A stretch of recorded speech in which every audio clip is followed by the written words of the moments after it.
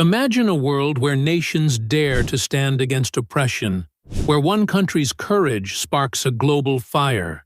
Latin America is rising, and today we're diving into a game-changing moment, a bold move that's shaking the foundations of power.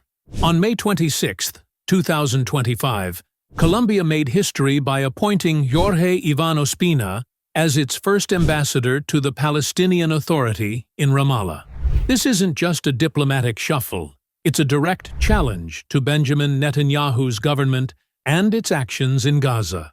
Colombia, under President Gustavo Petro, is planting its flag firmly on the side of Palestinian rights, announcing plans for a new embassy in Ramallah. This move comes after Colombia cut ties with Israel in May 2024, citing what Petro and Ospina have called a humanitarian crisis in Gaza.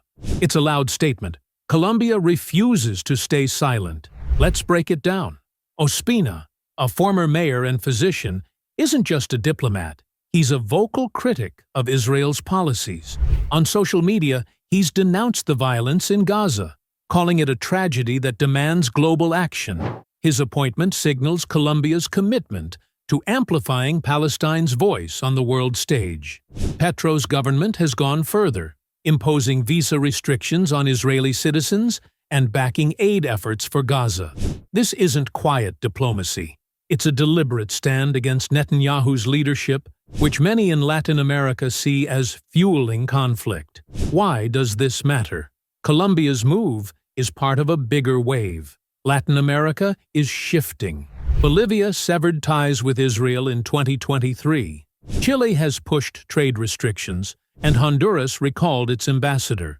These countries are forming a bloc, rejecting what they view as Israel's unchecked aggression. Colombia's embassy plan is a brick in that wall, a symbol of resistance that could inspire others. It's a diplomatic slap to Netanyahu, whose government now faces growing isolation in the region. Imagine the ripple effect if more nations follow suit. Think about the timing. Gaza's suffering has galvanized global outrage, and Colombia's stepping up when it counts. Petro's called for peace, but hasn't shied away from naming the crisis in Palestine as a moral failure of the international community. Ospina's role will be to push for justice, to ensure Palestine's story isn't drowned out. This isn't about empty gestures, it's about realigning global alliances. Colombia's showing the world that standing with Palestine isn't just rhetoric, it's action. Now, let's talk impact. An embassy in Ramallah means Colombia's investing in Palestine's future, not just protesting Israel's present. It's a message to Netanyahu. Your policies are losing ground. Latin America, once a neutral player, is becoming a powerhouse for Palestinian solidarity. This could pressure other nations to rethink their silence.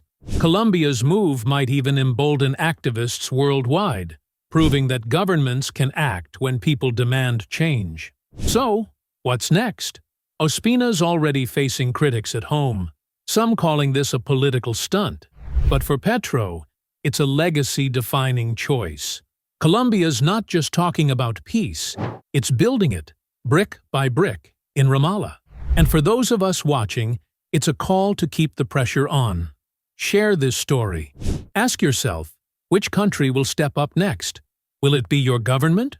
Or will Colombia's courage stand alone? This is more than diplomacy. It's a spark.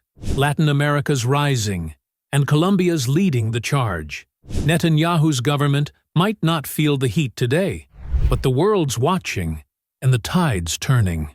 Let's keep pushing, keep speaking, keep fighting for a world where justice isn't just a word. Colombia's shown us it's possible. Now it's our turn. What do you think? Drop a comment. Who's next to join this movement? Let's talk.